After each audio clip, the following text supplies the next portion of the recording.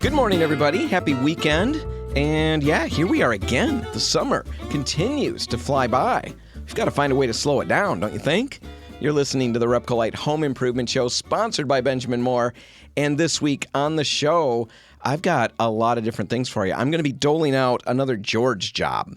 And if you've got no idea what in the world I'm talking about or what I even said, I'll explain it all later. Don't worry about it. Just ride with me. I'll explain it at the end. This week's George job is focused on eradicating weeds from the cracks in our driveways and possibly eradicating them for good. It's not going to cost you much, and it's not going to take you too long. So it's a pretty great solution, and it's coming up at the end of the show. I'm also going to be getting more of your interior design questions answered by Designer Andy Yates. That's coming up next. But right now, I want to launch kind of what I'm thinking might be a new segment for opening the show. I'm not sure. If it really stinks, then this will probably be the last time we ever talk about it. We'll act like it never happened. But if it's good, you'll hear about it every week. Now, I'm calling this segment The Paint Point, and you'll see why in just a minute. That's such a brilliant name. All right. Here's the deal. Let me set the stage. I've got two dogs living at my house, Maggie and Fern. Now, Maggie is an angel created specifically by God to be the greatest, gentlest, kindest golden retriever who's ever walked the planet. And then the second dog that we have is Fern. Now, Fern is almost the exact opposite of Maggie. She's a little black lab, and she seems to be entirely, I'm being nice when I say this, she seems to be all muscle and no brains. Absolutely no brains at all. She's literally insane. The two of them couldn't possibly be more different. Well, a couple of nights ago, we take the dogs out, and Fern's just absolutely too nuts to be let loose, entirely loose on the yard. But we're not in good enough shape to kind of just snap a leash on her and call that good. She's strong, crazy strong. She'll pull us all over the place. We're pretty weak. She's fast, like a rocket, and we're slow. She's at her peak physically. I'm on a slippery slope, personally. Because of all of that, we've devised a system. We have a 20-foot rope that we attach to Fern's leash, and then we kind of just let her run loose on the yard. She pretty much always stays on the yard, so that's pretty good. But if she would happen to leave or look like she was wandering off, we have a plan. We have a strategy. We all drop what we're doing and throw ourselves on the rope that's running around, trailing around the yard. And eventually, one of us is going to be able to hold on long enough to stop Fern. That's the plan. It's not a great system, I admit that, and we're working on the training, and she's coming along. So you can save the emails. We're working on training. She's coming along, but she is still, she's still nuts. Anyway, we go outside the other night, and we hook her up to her rope, and we're all standing in a circle around it. We're laughing, we're joking, doing family stuff, just kind of hanging back. We're having fun, no worries, no concerns. Everything's great. And then suddenly, I don't know what, Fern senses a squirrel, maybe, in the backyard, and she takes off like a rocket. Well, that rope is uncoiling on the ground as she's running, and it's hissing like a snake. It's sizzling because it's moving that fast. It almost, the friction is almost starting to fire. Basically, picture this. It looks like the anchor chain on a big ship, after they let the anchor go. It's flying that fast. Well, I look down, and you've got to understand, this all happened in the blink of an eye. I look down and realize, to nobody's surprise out there, I'm sure none of you are surprised. Nobody's going to lean back and, seriously? This is what happened to him? No, I know you're going to get this right off the bat. I look down, and of course, the rope is loosely coiled around my feet. Well, I've only got fractions of a second to react and save myself from this. So I hop from one foot to the other, trying to extract myself from the rapidly tightening coils, and then suddenly, I'm out of time. The coil tightens around my ankle, the ankle, of course, of the foot that was planted on the ground, and the next thing I know, my face and my teeth are embedded in the grass and the dirt of my front yard. Now, my teeth embedded in the yard. You may be tempted out there listening to think that maybe I'm exaggerating. Maybe I'm stretching the truth here just a little bit to make it funnier, to make the story a little more poignant, maybe to tug on some heartstrings. No, my mouth was open in a yell, and then next thing I remember, my teeth were embedded in the yard. I never even had time to close my mouth. I have never fallen down so quickly in my life. Well, as I lay there, with my arms at my side, because I never even had time. Think about this. I never even had time to brace my fall with my hands. Instead, I just braced my fall with my face. And as I lay there, face first on the yard with my hands at my side, I hear utter silence descend on the children. And then, the worried questions. Dad, are you okay? Are you okay? And then, the sweetest moment of it all, sarcastically speaking, I hear the sound of a neighbor family walking by on the front yard and then slowing down. You can hear their little feet crunching on the gravel on the road.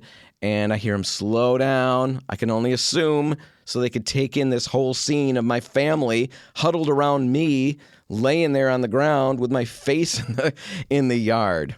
Anyway, it was a great moment. Turns out there wasn't even a squirrel. So the whole thing was just utterly ridiculous. So that's my story. That's my great fun thing that happened to me this week. What's the paint point? Life comes at you fast. Now, I know that's not just a paint point. That's kind of, an everything point. But ride with me on this just for a minute. Life comes at you fast, and things can get crazy messy when you're painting and life comes at you fast. When the paint life comes and knocks your legs out from under you and you land on your face, well, it's not just messy. It can be expensive and it can be embarrassing. For example, I remember this like it was yesterday. My mom had a half full paint tray on a ladder, and she decided she was going to just, scooch that ladder over just maybe 2 feet to the right so she could finish painting the wall in whatever room she was working on. The very last thing she had to do, and then she's all done. So she'll just scooch that little ladder over with that paint tray on it, and she'll be done. Well, seconds later, you know how it ends. The paint tray's laying upside down on the floor, and we have this circle of paint nearly 2 feet in diameter on the carpet. Man, the whole thing took hours and hours to clean up. And even then, I'm pretty sure if I remember right, the carpet had to be replaced. Here's another example. A customer I spoke with several years ago told me one of my favorite painting stories that I think I've ever heard in my whole life. And I've told it on the show before, but I'll summarize it again. This customer told me that several years ago, he was painting in a small bathroom with his wife. He had just finished painting the wall that she had assigned him to work on, and so he set his paint tray down. Then he takes a step back so he can admire his work, and he steps right into his wife's paint tray that she had just set down on the floor. Now he spins around in surprise. What did I just step in? And then when he spins around, he ends up sloshing paint everywhere, all over the place. What a mess.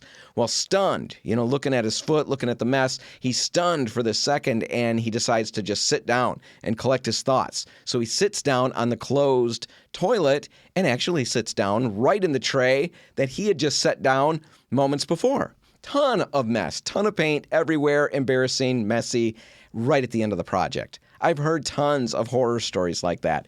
Dogs knocking over paint buckets, cats walking through paint lids that have been left on the floor. Personally, I had a plastic drop cloth down once. I remember this. I spilled a little bit of paint on it, and then 5 minutes later, walked over that same spot with a tray full of paint, and I end up slipping. Now, I didn't fall down, not even close to that, which kind of surprises me because I'm pretty klutzy, but I slip, and I slipped enough to slosh paint from that tray all over the place. Again, big mess. Didn't need to happen. The paint life comes at you fast. That's the whole point. So what's the solution? Well, honestly, I guess I don't really have a solution. And that's kind of a letdown because it really felt like this was building towards a solution. Now, I don't really technically have a solution, but I do have recommendations. Don't get complacent. Don't get careless. Don't get lazy when you're working. Take the paint tray off the ladder before you try to move it. Even if you're only moving it, scooching it over just a few feet, take that tray off. Take the time to clean up paint spills, even if they're on a drop cloth. You don't want to slip in them, or more likely, you don't want to step in them and just track that paint wherever you go. Don't leave half-full gallons of paint sitting in your workspace with the lid off. Or worse yet, don't place the lid loosely on top of a gallon of paint or a half-full gallon of paint and leave that in your workspace. That will trick you and cause all kinds of trouble. Don't leave that paint lid laying wet side up on the floor where you're working. Get your dogs and your cats and your kids out of the workspace, and then do everything you can to find a way to keep them out of that workspace.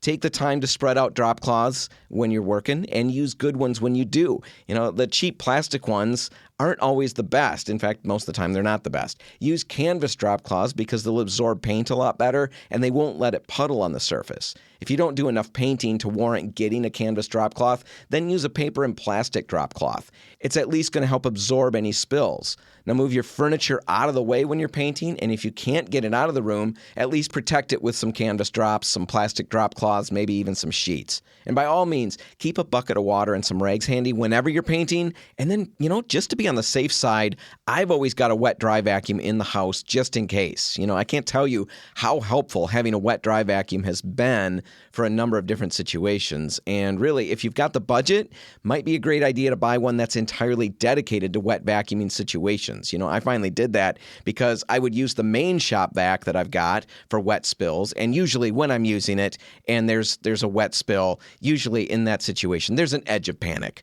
Some might even call it hysteria. And it's not uncommon for me to forget to remove the paper filters before I set to work. And then it's not completely unheard of for me to forget to deal with the water and the wet paper filter in the vacuum until several weeks later. And, by then, let me tell you, there's a bit of an odor and some mold going on. So be diligent, remove those filters before you use a shop vac for wet vacuuming situations, or, with all your excess cash, because I know we're all rolling in tons of excess cash right now, with your excess cash, buy maybe a backup wet dry vac for those wet situations. Either way, make sure you've got at least one of those shop vacs on hand, and hopefully you'll never need it for a paint mess, but if you do, you're going to be really glad you've got one.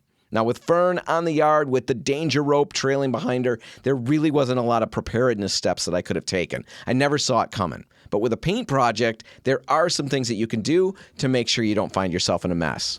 All right, that's the paint point for the week. We're going to take a break. When we come back, I'll be getting some of your design questions answered. That's all just ahead. Stick around.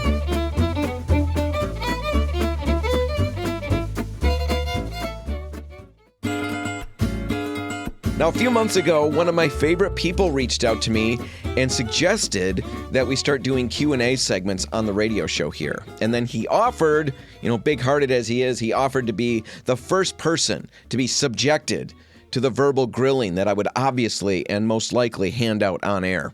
You're listening to the RepcoLite Home Improvement Show, sponsored by Benjamin Moore, and I'm talking about Andy Yates, interior designer Andy Yates. And Andy floated that idea of these recurring Q&A segments, and I loved it so much I took him up on it. I went online to all of our different social media channels, Instagram, Facebook, the TikTok, and I asked for your questions. And when I got enough, I got in touch with Andy, and we scheduled some sessions. Now, today is going to be another one of those. Andy, thanks for being here. Absolutely. Thank you for having me, Dan. All right, let's get started, and let's start with a really short question, but I don't know. The answer seems like it could be pretty loaded. It's from Abby in Birmingham. What's your favorite paint color? Abby, that is a loaded question. Color is very subjective, right? So I often say the best color is the one that's appropriate for the project and that the client loves, right? So that's can be any real hue or intensity or value. I shy away from grays because it's generally not a color that you can make feel happy and joyful and playful and all of those aspects of design that I love to imbue a space with. Gray just doesn't feel right to me in so many instances. How did you handle, several years back, we lived with gray. It was the thing for a while. Many people did, yes. I would often approach the gray conversation in the same way. And when you have a pure mix of black and white, let me phrase that correctly, those grays tend to be very flat. They can be more somber. So because like whites, like black, like any color, there's just, a plethora of different options. I would always try to search for grays that felt like a mix of with blues, with browns especially. I've always enjoyed the colors of coffee and taupes more. So I look at grays and blacks that have more brown in them. They're just richer, they're more earthy, and they feel more comfortable. If I were to, have to choose a favorite color, I would say I have probably two. I split my time between blushes and corals.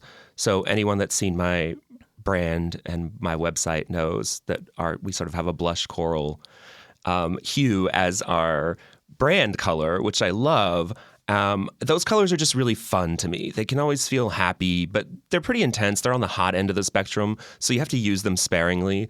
On the cool end, I would say Aegean blues and greens, like in that realm. I love how those colors are both chameleons. So at any time during the day or the year, they can look more pink or green or orange or blue or gray or bright or subdued.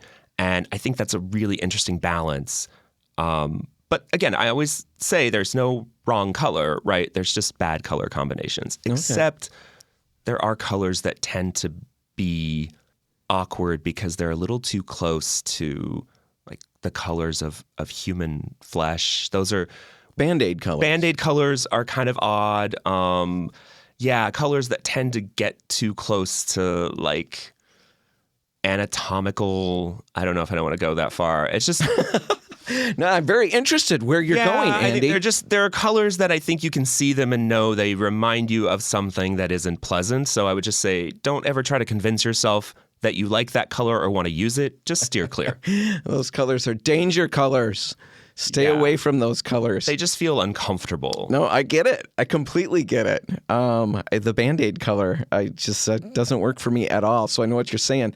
Well, let's talk about, this is not a question. I want to just build off of this particular answer that you're working with. I get the question all the time, what's the best, like off-white, white to go with for my cabinets or do you have anything like that you fall back on a regular basis? Again, best is really, it's subjective and it's situational, but is there something that you find yourself using a lot? Benjamin Moore Swiss Coffee, OC 45, I believe. Okay. I almost have the number memorized. We can fact check that. I'll look that up while you're talking. I have loved that white for a very long time. It's a wonderful white that feels warm, cozy. I also, fall back on some of the standards, right, in Benjamin Moore, decorator's white, super white, white. There are some wonderful grays as well in those whites. So whites that have a little bit of gray, a little bit more moody. I can't think of them off the top of my head right now. Dove, owl. There's some names that come to mind. Okay. I really do love, especially when I'm looking at whites, I almost exclusively go to the Benjamin Moore palette because that's my favorite base. I think that Benjamin Moore has the best white base for whites, and I really appreciate the hues that they've collected in their off-white collection. I tend to look at those whites that feel ethereal. They aren't really one color, right? So they're going to reflect what is adjacent, but also they're chameleons, and they're kind of those whites that I love. But Swiss Coffee is one that I've used again and again. It never fails me because it's just a beautiful white with a high reflective value that, again, has enough warmth in it that it never goes cold or sterile. And those are the kind of whites that I love. Again, thinking of like adding a little bit of latte foam in your white, right? Like think about a white that it has some warmth to it, some gold undertones. They're always really beautiful and lovely, and they've never gone out of style. Even when we've been in a very stark white and gray moment in interiors, These still work. I still fell back on them, especially when you're trying to balance your white with a cool color. A warm white really helps. All right. Well, you're right on OC 45 Swiss Coffee. So fact checked, you passed that one. It's a favorite. I love that. I love that white. All right, Andy, I think we need to take a break. I'm wondering, can you wait with me for a little bit, and then we'll get to more questions on the other side. Sure, happy to stay. All right, we'll be back with Andy Yates getting more of your design questions answered in just a minute. Stick around.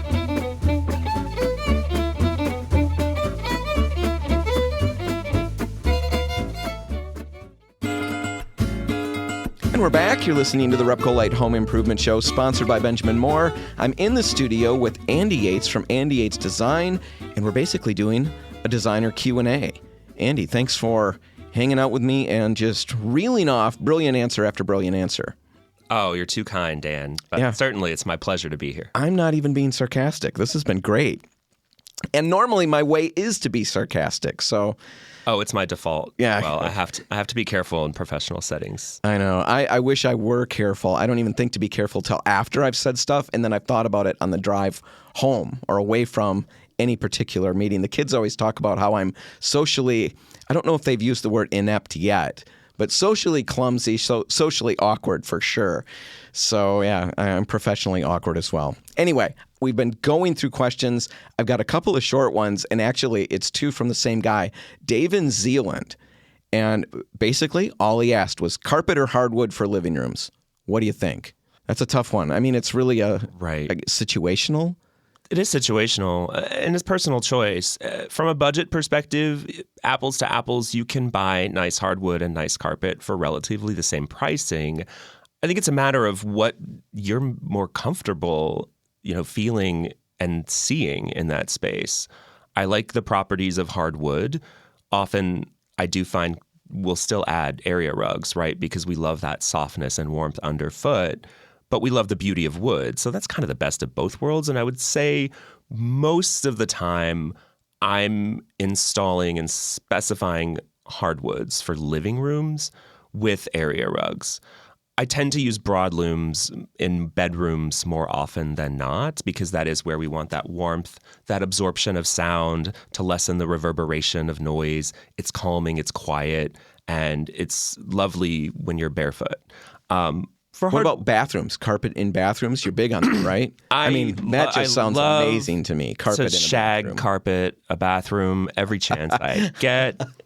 That was a big thing, right? It was. Way back. Like hairy bathroom floors. Oh, my goodness. Which is I can't imagine. Disgusting on so many levels. Okay, so we won't put carpet in bathrooms, and we're not necessarily saying put hardwood there. I just had to take us off the trail because that's how my brain works. You were saying in bedrooms you like carpet, and then you were starting to say something more intelligent than I took us. Where were you going? I feel like you have to just be really cautious with how you install either of those surfaces because there are different maintenance requirements, right? Different aesthetic decisions.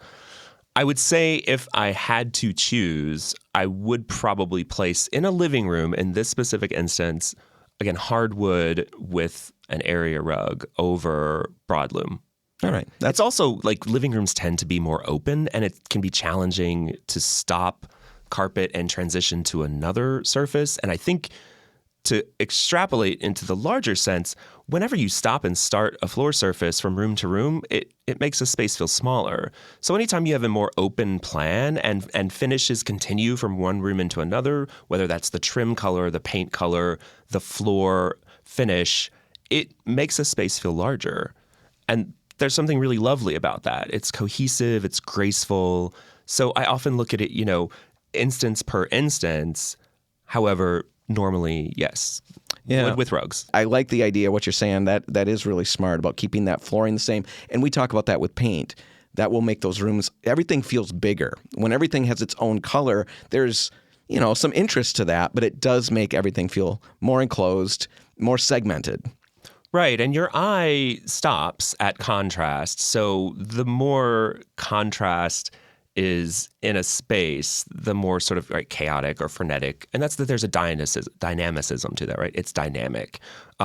So the concept of carpet stopping and starting too, I always, if there's a rule of thumb, where there's a door, like a door that closes, that's a great place to have a threshold. That's a sort of natural place to change any finish, wall, flooring. So from that aspect, those transitional spaces work a little bit better than sort of having a more open space and just stopping wood at a very open plan dining room or living room, kitchen.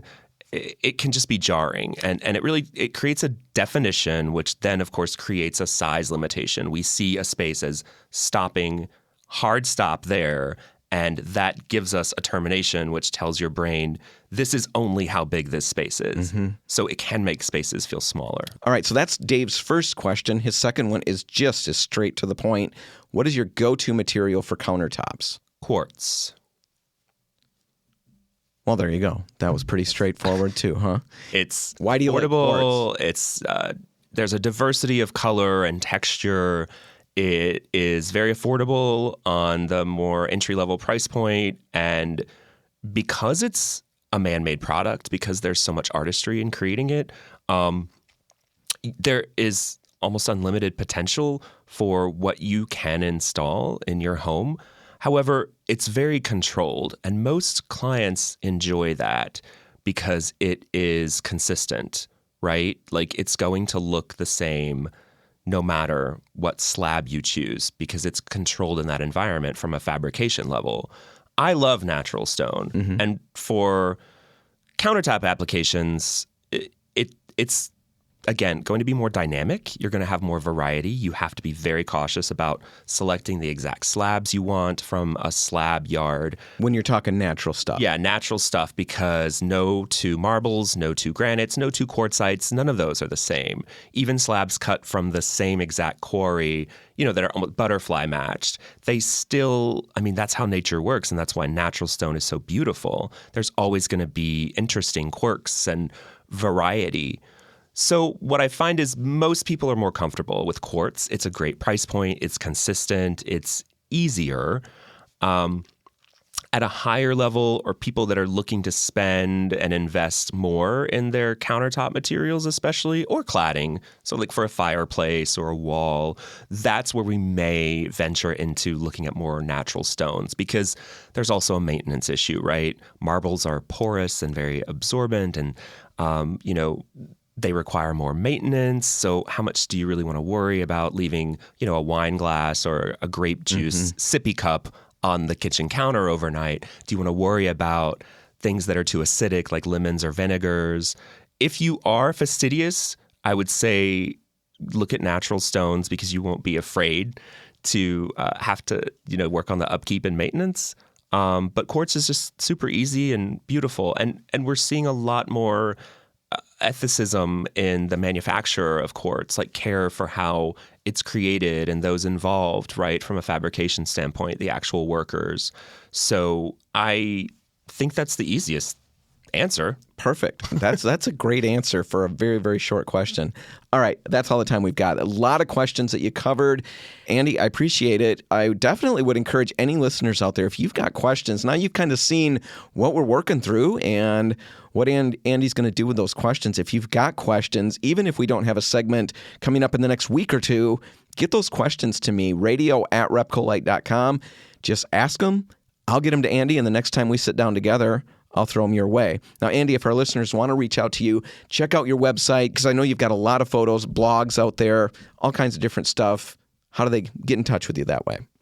You can find our website at andyyatesdesign.com, and we are also on all of the socials at Andy Yates Design. So Instagram, Facebook, Twitter, Pinterest. We do try to keep all of those updated with fresh new content, and I'm very excited to photograph several projects this summer, so we will have a really great portfolio expansion with wonderful new content for 2024. All right, awesome. I'll put links in the show notes so people can check it out. Andy, thanks for hanging out today. Thank you, Dan. It's been great. Okay, we've got to play some commercials for a little bit. It's just the rules. I don't make those rules, but I'm not above them. I have to abide by them. So we're going to play those commercials, and then when we come back, I've got the next George job for the week. And if you've got no idea what in the world that even means, I'll explain when we get back. But just to give you a quick teaser for the upcoming segment, think about your driveway. Is it full of weeds in the cracks and the gaps? Now, if it's not, congratulations. You win at this part of life. You've won this part of life. But if it is full of weeds in the cracks and the gaps, then you know what a pain it is to get them out and make that driveway look good again. Well, what if I had a permanent solution to the problem? Something that you could implement for very little cost and in less than a few hours on a Saturday. Well, I tackled this project last week at home, and I've got the scoop coming up. Stick around.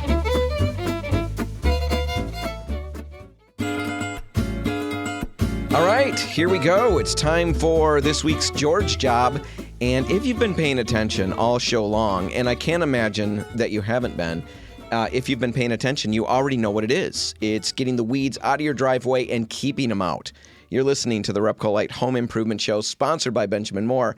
But before we jump into all of that, I really better explain George jobs. Now, a George job is just my name for a small project that we can tackle that might help us get life a little more under control. Now, I've given them this name because of George Washington, and I've talked about this for the last 2 weeks or so, but let me summarize quickly. Good old George Washington was sending letters home during the Revolutionary War, and amongst all the normal greetings, all the normal stuff you'd expect to find in those letters, the letters also contained many details and directions for various home projects that were happening around Mount Vernon. Now, historians and psychologists have said that they believe the reason he did this was because working on these projects helped him settle his mind and gave him, the psychological momentum that he needed to make weightier decisions later. Now, it turns out making little decisions helps clear the way for us to make bigger decisions. We kind of move from feeling out of control to feeling in control.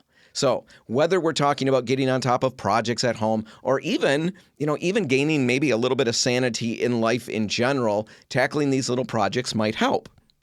Can't hurt. So anyway, I'm recommending George jobs for the rest of the summer, and this week's George job is removing the weeds in the driveway. Now, I tackled it at home this past week myself because my driveway is so full of weeds. The whole thing looks like an abandoned parking lot. It's like photos that you see, of the buildings around Chernobyl. Have you ever looked at that? Google those pictures, find a big, wide expanse of concrete at Chernobyl, see all the weeds, imagine a car sitting there. There you go. That's my house. Well, every summer I wage war on these weeds, but they're crazy tough to eradicate, and they come back almost right away. It's very depressing. Well, this year I stumbled on a different method of dealing with them on YouTube. I've got a link to that video with the instructions and all that in the show notes, so check that out. And I've done what's recommended in that video, and so far, I'm really happy with the results. It's better than anything I've done to date. I mean, it's not rocket science either, so it's not like I've stumbled on to some kind of mystery of the universe here. It's just a combination of things that I didn't do all of these, and now that I have, I've got tremendously great results so far. I'm only a couple of weeks in. I don't know how long it's going to last, how permanent it's going to be, but as of now, the driveway looks tons better. So if you want your driveway to look good, here's what you need to do. First step, you've got to get the weeds out. So we're starting with rocket science here, Rocket Science 101. Now, about 2 weeks or so ago, before I actually got to removing the weeds, I went through and I hit all of the driveway weeds with Roundup. Now, you could use that. You could use a homemade, maybe environmentally friendlier mixture of vinegar and salt. You could even use the old standby, boiling water. Though you do have to be careful because, it's boiling water. I didn't use it because of that reason. I know myself. I know how I work, how many quick decisions I make, and all I could think is that me pouring boiling water all over the place is really just a recipe for disaster. So I went with something else. Whatever you do, hit the weeds with one of these products and then give it a few days, maybe a week or so. And then by the time I got to mine, the weeds were pretty much largely brown. Many of the root systems had died or were dying. And at that point, it's time to do the hardest part of the whole process, and that's to manually dig out the weeds, the grass, and the dirt. Now, there are a number of different ways you can go here. If you've got a weed whip, you could turn it on an angle and then just kind of beat the weeds out of there. I didn't think to do that. Instead, I kind of went old school, and I got out an old flathead screwdriver, sat on the driveway, kind of like a caveman, and then I began digging all the junk out of the gaps that way. It wasn't terrible work. Didn't take too long. It wasn't like a party, but it wasn't awful. Didn't take me too long. If you do go that route, just make sure you use an old screwdriver because I ground mine completely to a point. It's no longer a screwdriver. In fact, one of the kids said I had made a shiv. So just don't use a good screwdriver. Spend your time working the roots out, the dirt out, get as much of that out as possible. And then once you've done that, you're still most likely, going to have a fair amount of dirt and all of that in those gaps. That's what happened to me anyway. And here's where the whole process gets a little more fun. I mean, as far as this project goes, this is the money part. This is the fun part. It's important to get all of that dirt out. You can't just leave it there. You've got to get it out because that dirt aids in new weed growth. And a great way to get it out, after you've scraped it and loosened it, a great way to get it out is to blast it out with a hose or a pressure washer. I mean, everything is 10 times more fun when you're using water. High-pressure water. Now, I used a power washer. You don't need to. A garden hose with a high-pressure nozzle would work just as well. But like I said, for me, had a power washer, went with a medium tip, and went to work blasting all of that stuff out. Crazy fast. Just be aware it's super messy. It's going to blow back on you. So don't wear your Sunday best when you're out there working on this. Be aware you're going to get wet and muddy. Another thing, if you're using a power washer, wherever you hit, wherever it's directed, wherever that blast is directed on the concrete, it's going to brighten up those parts of the driveway. It's going to clean them. Now, at first, this seemed really great, but power washing an entire driveway is a major job in and of itself. And so for my driveway, I quickly decided, it didn't take me long to realize I needed to be more careful about directing the stream only into those cracks. I didn't want a bunch of white stripes all over the driveway. So however you want to handle that, just be aware that's going to happen. Now, once you've got the cracks clean and the dirt and the debris off the driveway, at that point, you're really pretty close to being done with the whole project if all you're looking for is a seasonal fix. Just sprinkle in some weed prevention into those gaps, and you probably won't see weeds again for the rest of the summer. Now, Preen is one brand that you could use of weed prevention. There are plenty of others out there. Just do your research, ask some questions if necessary. Now, I did all of that. And to get to that point in the project, I'd probably spent about 3 hours on a Saturday. And at that point in the project, after spending 3 hours on a Saturday, I was thrilled with the results. I mean, this was the best I had the driveway looking in years. And maybe for you, that's all you need to do. Maybe that's all you want to do. Maybe that's plenty. But if you are interested in pursuing what might be a more permanent solution to the weed problem, you can fill the gaps and the cracks with backer rod if necessary, and then seal them with an appropriate concrete sealer. Now, I'll run through this kind of fast. Again, links to videos in the show notes if you need more info. But if you're going to go this route, first, take a look at the gaps and the cracks in the driveway. If they're deeper than half an inch and they're around a quarter inch or more in width, you're going to want to fill them first with a product called backer rod. And if you're not familiar, backer rod is basically the same material as a pool noodle. It's just much smaller in diameter. And among other things, it's used to help reduce how much sealant you need to use on your project because it reduces the depth of the gap you're filling. You stuff it into that gap and it just reduces how much caulk or sealant or whatever needs to go into that. So take a look at the gaps that you've got to fill and then pick up the appropriate backer rod. And once you've got it, stuff it securely into the gaps in the driveway, tamp it down with a carpenter's pencil or something like that, and then make sure it's snug and make sure it's about a quarter of an inch or so below the main surface of the driveway. Now, once that's in place, you're ready to seal the gaps at that point, and there are a ton of different products out there that you could use. A lot of them are self-leveling, like Sika self-leveling. There's a Quickcrete polyurethane self-leveling sealer, lots of different things. I used Concrete Repair from Tower Sealants. Now, it's something that we can order at RepcoLite, and I wanted to try it out. It's a textured concrete sealant for gaps and cracks. It doesn't self-level like the other ones do, and it had to be tooled like caulk. Not having used the self-leveling products, I'm not sure if it was easier with the product I used or if it was more difficult with the product I used. My driveway's in poor shape and it slants and slopes all over the place. So I was kind of uncertain how well a self-leveling sealant was going to work in my situation. So I went with the Concrete Repair. We'll see how it shakes out down the road. Now, for your project, do the research on the best sealant and go with that. Now, anyway, with that Concrete Repair that I used, didn't take long to get the hang of how to apply it and to get good results. And pretty much after just a few more hours of work, a couple more hours of work, we had the driveway sealed up. Now, I'll definitely keep you updated as the months go by. If I see massive failure or anything like that, I'll let you know. But right now, I'm really happy with the project, with the end results. It's one of the biggest impact projects that I've tackled around the house for a long time. And I can tell you, the psychological impact of these little George jobs seems to be working, at least for me. Either that or it's all psychosomatic, which I guess I really think we could argue still means they're working. I'm crossing little things off and I'm feeling more energized to tackle what's next. Anyway, there you go. That's the George job for the week. I've got more info in the show notes and a link to the video that I mentioned. All right, that's all the time we've got. I've got to wrap it up. If you want to catch this episode again, you can find it online at RepcoLite.com. One last reminder, Regal Select Eggshell and Matte are on sale at all RepcoLite locations for 30% off the usual price until July 31, so a few more days yet. And also RepcoLite's Quick Seal Drywall Primer is on sale for over 50% off the standard price. Again, that sale ends July 31, so check that out. Whatever you do today, make sure paint's a part of it. Have a great weekend, everybody, and I'll see you next week. I'm Dan Hansen. Thanks for listening.